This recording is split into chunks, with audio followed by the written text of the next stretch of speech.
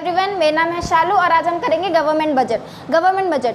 अब हम नॉर्मल सी बात करते हैं। हमारा खुद का घर है, अब हम उस घर में खर्चे भी होते हैं और पैसे भी आते हैं। ऐसे हमारा देश है, हमारे देश में भी खर्चे भी होते हैं और पैसे भी आते हैं।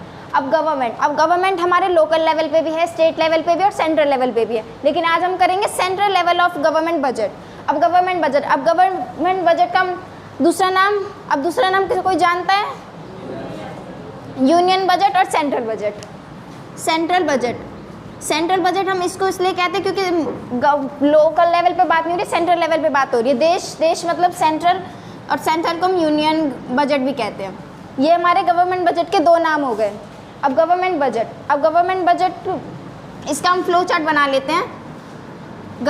गवर्नमेंट बजट हमारा जो पार्लियामेंट में पास होता है, कौन प्रेजेंट करता है इसको? हमारे फाइनेंस मिनिस्टर कौन है इस टाइम? हमारी निर्मला सीतारमण। तो वो इसे पास करती है, प्रेजेंट करती है। अब पार्लियामेंट में 2019 से पहले ये एक ब्रीफ केस में लाया करते थे, लेकिन अब ये 2019 के बाद इसे एक रेड कलर के कपड़े में लपेट के लाया जाता है, जिसे हम बही खाता कहते हैं। और ये हमारे जो निर्मला सीतारमण है वो हम हर फिशियल ईयर में करते हैं। हमारे जो फाइनेंशियल ईयर होते हैं, मतलब 1 अप्रैल से लेके 31 मार्च तक। और ये जिसकी हमारे ये साल है 23 to 24। अब इसमें अब मार्च में वैसे होना चाहिए हमारा नेक्स्ट साल, लेकिन ये ना नए साल शुरू होने से 2 महीने या 1 महीने पहले ये हमारे प्रेजेंट किया जाता है, बनाया जाता है। अब इसका हम फ्लो चार्ट देखेंगे। इसका फ्लो चार्ट है हमारा गवर्नमेंट रिसिप्ट, और सेकेंड चीज़ है हमारी गवर्नमेंट एक्सपेंडिचर। गवर्नमेंट रिसिप्ट मतलब पैसे आना, गवर्नमेंट एक्सपेंडिचर मतलब पैसे खर्च होना। अब गवर्नमेंट बजट तो हमने समझ लिया होता है क्या। अब लेकिन अगर हमें इसे लिखना होगा तो हम कैसे लिखेंगे? तो ये हम इसकी ये डिफाइन है, it is the financial statement which is estimated expenditure and expected receipt in the fiscal year during the fiscal year. Estimated का मतलब होता है अंदाज़ा। बस देखो, गवर्नमेंट रिसिप्ट स्टार्ट कर रहे हैं तो गवर्नमेंट रिसिप्ट क्या होती है? गवर्नमेंट और रिसिप्ट मतलब कमाई। गवर्नमेंट की जो कमाई होती है, डेफिनेशन बोले तो it estimated the money receipt of the government during the fiscal year. Fiscal year कहाँ से कहाँ तक होती है? 1 अप्रैल से मार्च, ठीक है। और फिर इसके 2 टाइप होते हैं, एक तो होता है रेवेन्यू रिसिप्ट और एक होता है कैपिटल रिसिप्ट। अब रेवेन्यू रिसिप्ट किसे कहते हैं?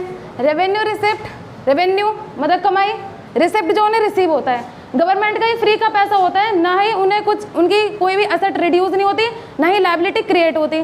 तो इसकी डेफिनेशन क्या होगी बोलो? Neither reduce any asset nor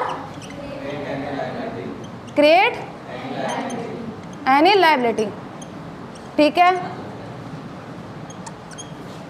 neither iron nor, याद करने का तरीका, ठीक है। नेदर रिड्यूस, ना कोई असेट हमारी रिड्यूस होगी, ना किसी असेट का रिड्यूस होना और ना हमारी लायबिलिटी का क्रिएट होना। तो देखो स्टेबल है, ना हमारी असेट हो रही, ना कोई प्रॉफिट हो रहा, ना रिड्यूस हो रही देखो हमारी असेट, ना हमारी कर्जधारी बढ़ रही, ना हमें प्रॉफिट हो रहा, मतलब ये बैलेंस रहता है। और ये इम्पैक्ट भी नहीं डालता, ये हमारी असेट और लायबिलिटी पे इम्पैक्ट नहीं डालता है। इट डज नॉट इम्पैक्ट, बोलो किस पे इम्पैक्ट नहीं डालता है ये? क्योंकि ना ही असेट का रिड्यूस होना, ना ही लायबिलिटी का क्रिएट होना।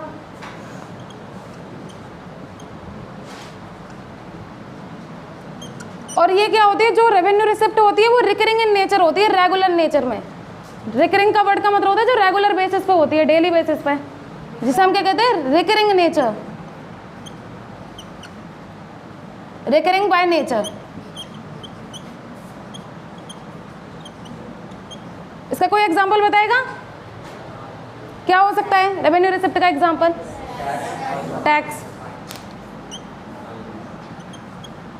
टैक्स और फाइन।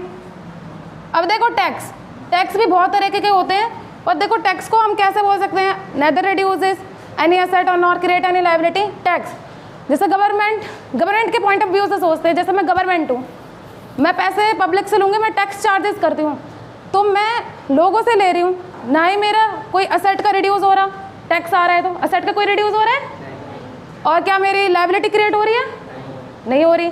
तो ये क्लियर हुआ टॉपिक, किसी को कोई डाउट? अब ये इस टॉपिक पे मूव ऑन करते हैं, कैपिटल रिसिप्ट। इसका जस्ट अपोजिट है, क्या होता है इसका, ईदर, ठीक है, ईदर, और ये क्या है, नीदर। तो कैपिटल रिसिप्ट क्या होती है, ईदर रिड्यूस एनी, बोलो क्या होती है, एसेट और क्रिएट। अब देखो इसका जस्ट अपोजिट है, जैसा कि हमारा रेवेन्यू रिसिप्ट था, इसमें क्या हो रहा था, ना ही हमारा असेट का डिक्रीज हो रहा था ना ही इंक्रीज हो रहा था। इसमें इधर या फिर असेट की वैल्यू रिड्यूस होगी या फिर हमारी लायबिलिटी क्रिएट होगी, ये इस वाले में, ठीक है। ये हुई डेफिनेशन। दूसरा क्या होगा, क्या ये इम्पैक्ट डाल रही है असेट और लायबिलिटी पे, खुद देखो, रिड्यूस होगी असेट तो डाल रही है इम्पैक्ट, और क्रिएट एनी लायबिलिटी इस पर भी डाल रही है, तो उसका क्या होगा, it impact on asset and liability. Second point clear है।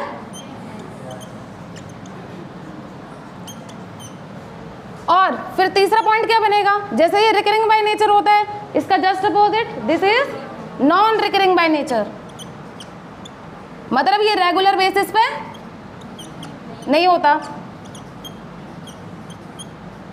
एग्जाम्पल क्या हो सकता है,